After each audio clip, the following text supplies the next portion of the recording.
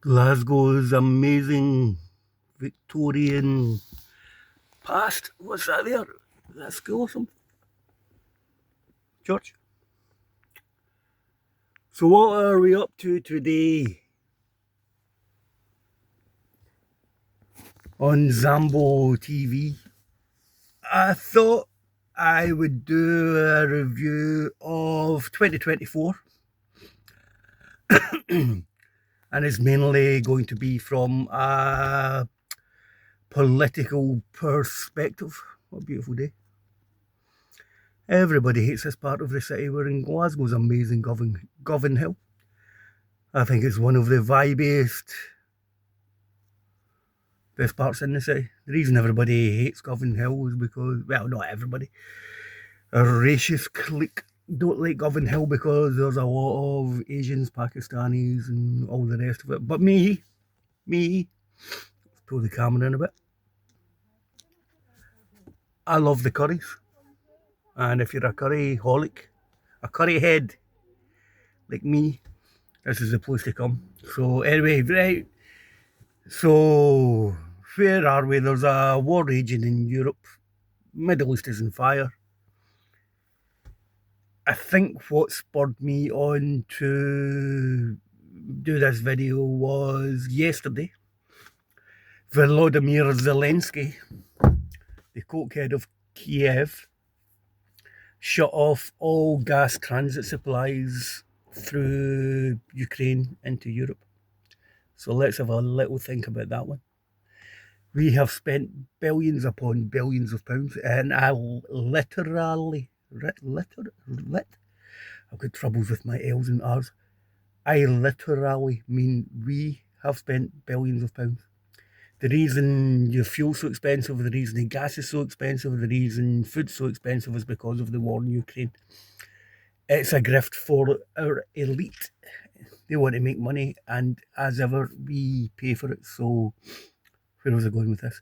Yesterday, the little cokehead of Kiev cut off Europe's natural gas supply from Russia. Friends like that, who needs enemies and all that stuff, eh?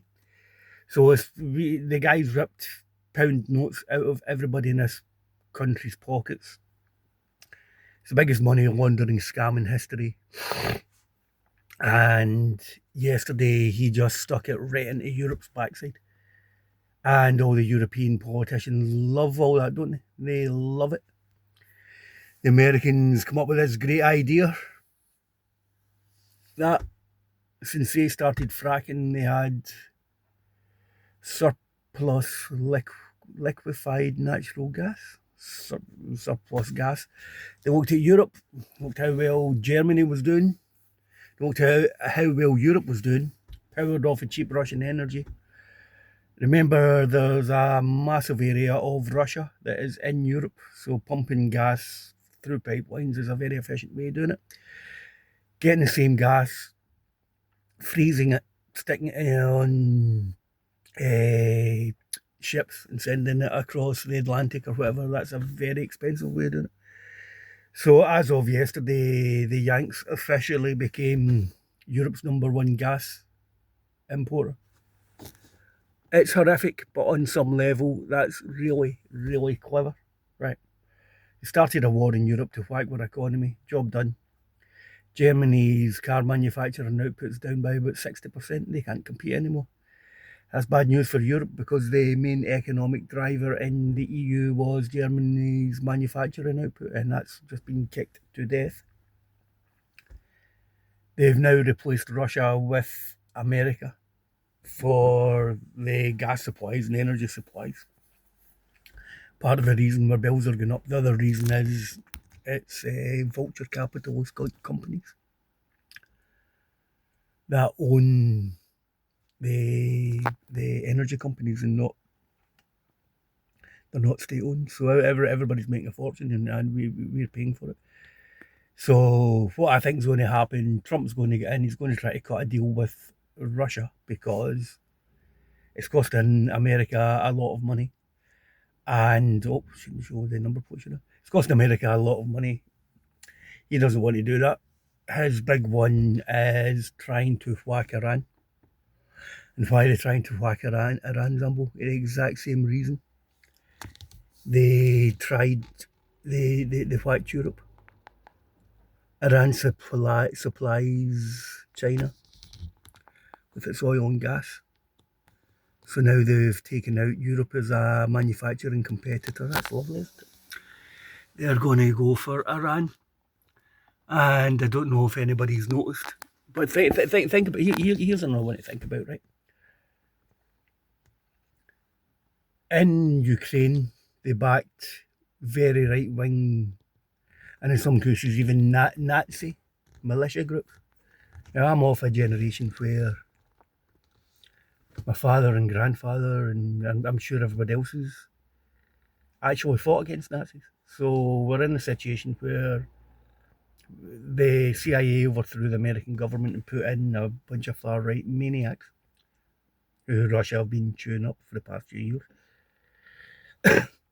They've just overthrown Syria. If I was Iranian, I'd be really, really worried. The way they took out Syria was remarkable.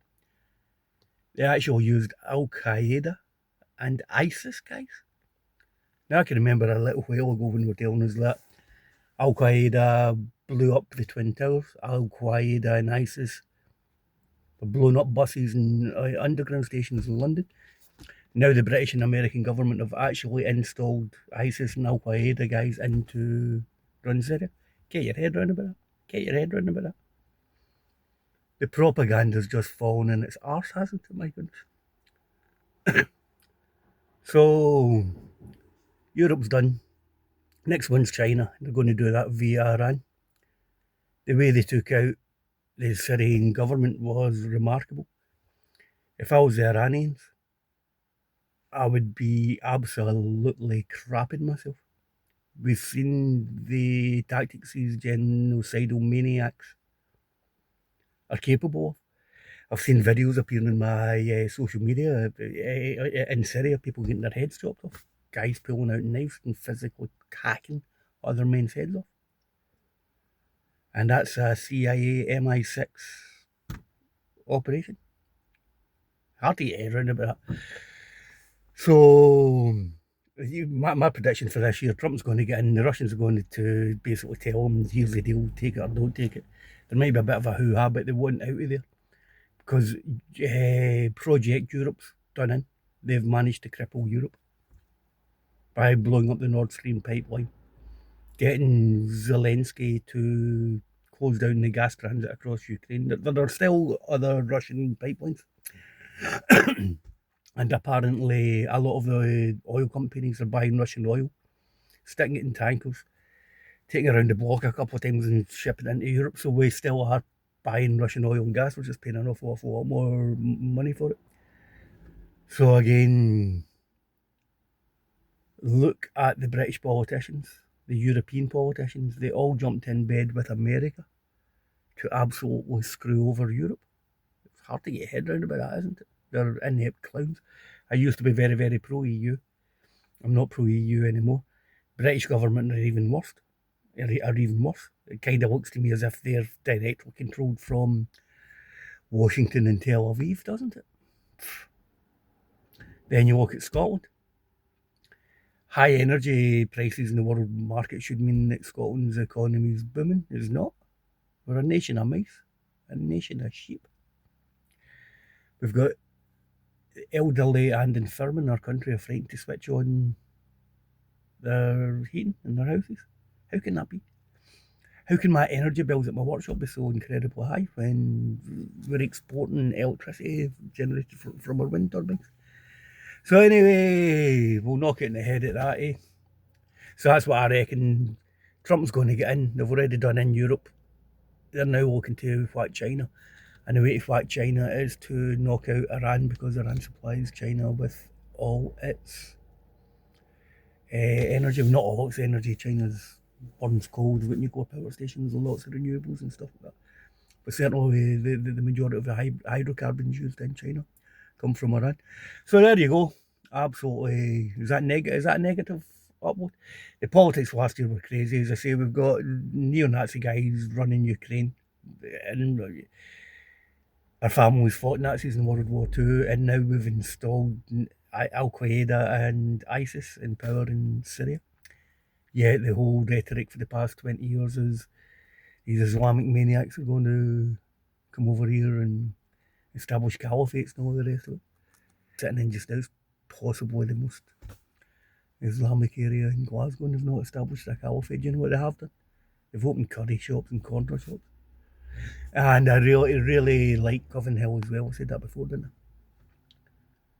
When I drive about Govan Hill, I see lots of old battered up vans, which means there's men jumping about like myself, moving their wares and goods about. So happy New Year, everyone. Hopefully 2025 will be much better than 2024, but again, Scotland, rise up, move away from this stuff. These people are psychopaths. They're stealing our natural resources. And they've made us a great big target with having Fazlon and Coolport in their country. It's shocking. Then you look at the SNP, they can't even define what a woman is, you know. They're a bigger fish to fry. Anyway, from a beautiful, if not cold, Govan Hill, thank you all for watching. And as I say, hopefully 2025 will be better, right? Right. Ciao, ciao.